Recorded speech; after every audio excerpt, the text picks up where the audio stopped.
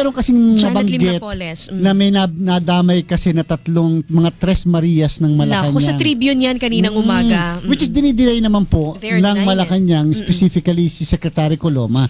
Sabi niya, wala at yan ikay mga malisyosong mga bali-balita lamang. May naninira May lang naninira. daw. And besides, George, kailangan maglabas din ng mga basihan. Magpakilala yung source. Hindi naman pwedeng Salita lang. Napakahirap ng paniwalaan na lang basta-basta na walang mga specifics. At saka Tito Joe, Tita Beth, napaka-unfair naman, lalo na sa mga, hindi naman dahil sa babae sila, no? Pero lalo na kung wala ka naman talagang kalam-alam, bigla na lang babanggitin ng pangalan mo. Exactly. Ang sabi nitong source na to, ang sexy daw, hindi daw si Senator Jinggoy Itong si, what's her name? Ahora? Oo, yung isa doon. Appointments secretary. Oo, yun daw ang sexy. So marami mga binanggit, nalagay pa doon sa pahayagan yung pangalan ni late President, former President Corazon Aquino, ang bayaw daw ni Executive Secretary Ochoa, di ba marami mga pangalan na nasa Malacanang ang lumabas. Yun Tito Joe, Tita Beth, ang isang kadahilan ng kung bakit tayo dito sa Huntahan, lagi nating pinupush. Nasimula na lang po kaagad at ibuksan na muli ang investigasyon. Palabasin na po si Ma'am Janet, papuntahin po si Ben Hurluy, papuntahin po si Secretary Laila de Lima at yung ang asawa ni Janet Lim Napoles. Para once and for all, and all other players. Yes, para magkaroon ng confrontation. Never mind if it will take so many hearing days. Never mind kung abutin ng gabi. At araw-araw. Hindi na matulog. Para matapos na ito kaysa yung we are seeing a lot of speculations, rumors, and unsubstantiated allegations. Correct. Pagharap-harapin, para walang makapagde-deny. Kasi every word na sabihin ng isa at sasabihin ng isa, mapapatunayan kung, hindi totoo yan. Totoo po. At saka nakakalungkot. Kailangan kung magbanggit ng pangalan, may basihan naman. Di pwedeng porque sinabi mo lang, yun na yun. And it doesn't follow na kapag sinabi mo, totoo. Tama. Ibig sabihin dapat may papeles. Yes. Saka hindi nakakalungkot kasi may sinasabi ngayon na may nilabas na raw na second affidavit at may mga parang natanggal na mga pangalan. Alam nyo kasi ang problem kasi natin dito, dahil sa pagkadami-daming ang listahan na lumabas na, hindi mo malaman kung alin talaga yung credible, alin yung tunay na listahan, na nakafix na sa mind ng tao na itong taong ito nakasama. Itong taong ito hindi kasama, itong taong ito hindi kasama. Ngayon, kung maglalabas ka ng isang listahan na galing halimbawa sa isang taong katulad ni Ma'am Janet Napoles, ang mangyayari ngayon, at tapos wala yung pangalan yun, maki-question na yan. Hindi na totoo yan. Sapagkat merong ganito, ito nalagay na yung pangalan Tapos biglang nawala ang pangalan ngayon. Architect pa halimbawa nawala. That's precisely why, Prof. George, kailangan ang unang affidavit niya ay ilabas din. Para ma-compare, no? Not just the extended affidavit. Dahil may mga haka-haka na may mga pangalan daw na inaalis. In fact, si Attorney Baligod has been quoted as saying na may isa daw na opisyal na lumalabas na pinangalanan ba niya? Pinilit na alisin sa listahan. Pero si Attorney Baligod mismo, Tito Jot, ay inalis din. Inalis siya ng kanyang kliyente na si Sunyas. Merlina Sunyas. Na inalis siya bilang George, abogado ngayon. dapat malaman din natin kung bakit. I am pretty sure may kwento, may dahilan. Dapat sa hearing lumabas lahat. May dahilan kung bakit.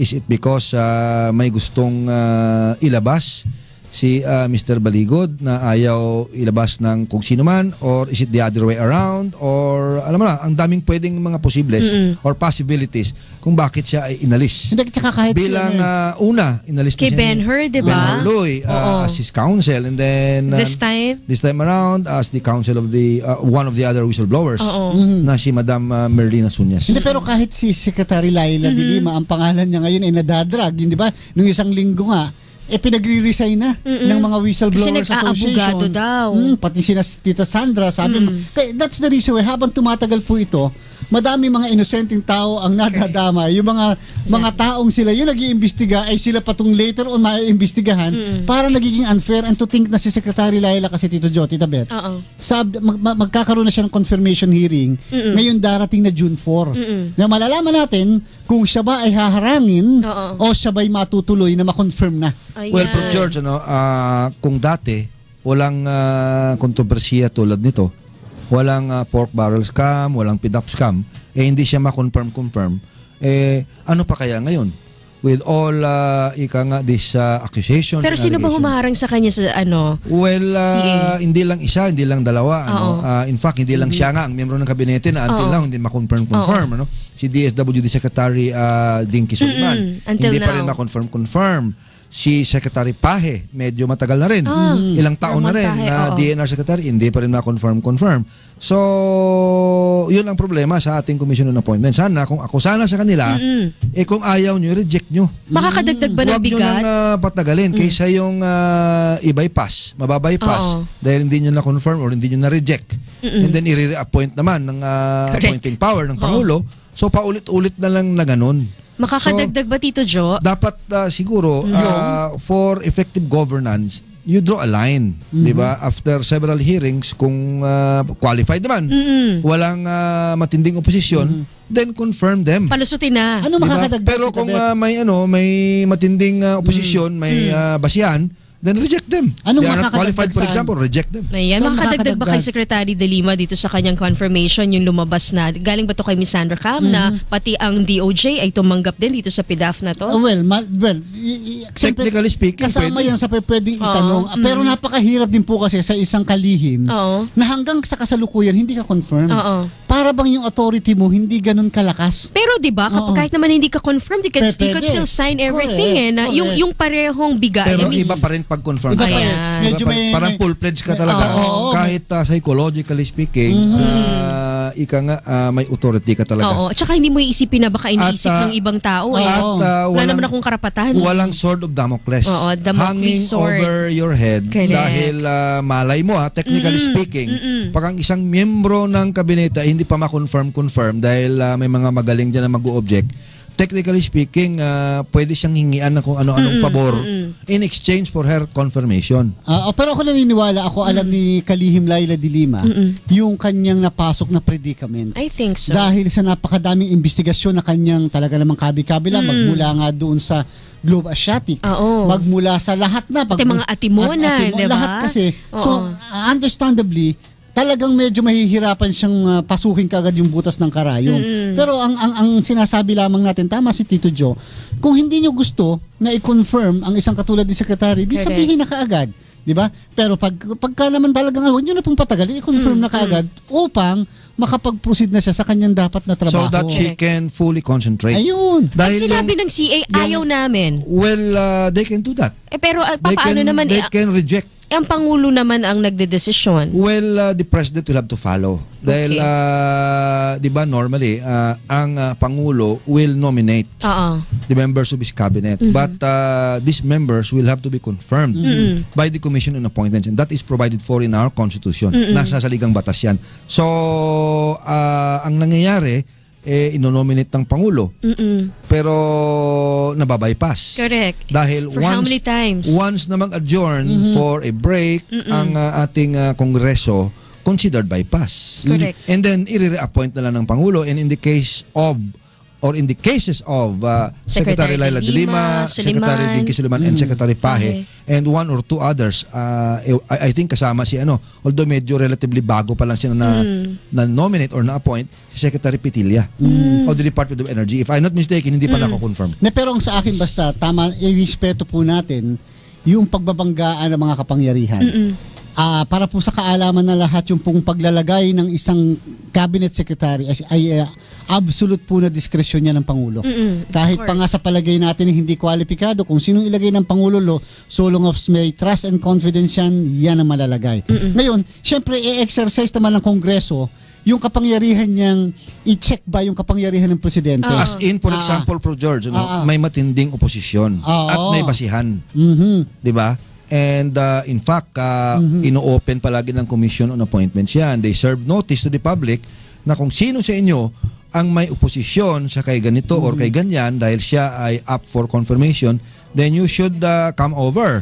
Mag-file kayo ng inyong oposisyon, and then papatawag kayo sa hearing, aalamin kung may basihan man o wala. Alam niyo bang napakahirap ng ikaw ay maisalang sa Commission on Appointment, mga kasabay, para lang po Paano ba doon? Isipin mo. Isang Tita Beth, parang panel interview ba yan? Hindi pa yun. Bago pa man lang, magsasubmit ka ng iyong mga documents. Kasubmit mo. Pagkasubmit mo, yung Commission on Appointment Secretariat, yan, ikaw ay imbestigahan. Lahat ng mga nangyari sa buhay mo. Parang lifestyle check, halimbawa, may ganyan pa. Yung kalaruin, ninakawa mo ng lollipop ng mga bata. Pati nung bata ka pa? Makukuha lahat yun. That's technically speaking, Prof. George. That is kung talagang gustong gawin ng Commission on Appointments. Because they have an office. May opisina yan sila na ika nga taga-imbestiga. Ayun. But then, there are cases na maaring hindi na rin ika nga iniimbestigahan ng gusto, lalo na kung ang i-confirm ay ika nga magaling naman. Tapos maganda ang PR, kaibigan, halos lahat ng miyembro ng Commission on Appointment, so pwede kang i-confirm ka agad. Parang sa Secretary Marrojas, ang bilis lang eh. Pagka naging miyembro na ng Kongreso before. Oo. Parang So, parang meron silang courtesy sa ganyan eh. Okay. To a certain extent, Pag dati kang senador, parang unfair. Hindi, parang unfair sa hindi parang dating. Unfair eh. O parang pagka ikaw ay hindi dating senador, hindi ka kongresista, bakit parang gano'n? Wala pang 15 minutes. Dadaan ka sa butas ng karayo. Pero kapag ka naman ganito, talaga naman 10 minutes. Alam mo, ang pinakamahirap dyan, George, yung isi-schedule ka for a hearing and then bigla na lang hindi matutuloy ang hearing, either for lack of decorum or for whatever reason. So, sayang na naman ang oras mo. That's one other point na ika nga argument na kailangan either i-confirm sila as soon as possible or kung ayaw ninyo, then reject it dahil sayang ang oras ng mga yan. Diba? Just imagine every Wednesday, Prof. George, normally Wednesdays ang nagko-convene ang Commission on Appointments. So, pabalik-balik ka dyan, isi-schedule ka and then hindi naman pala matutuloy.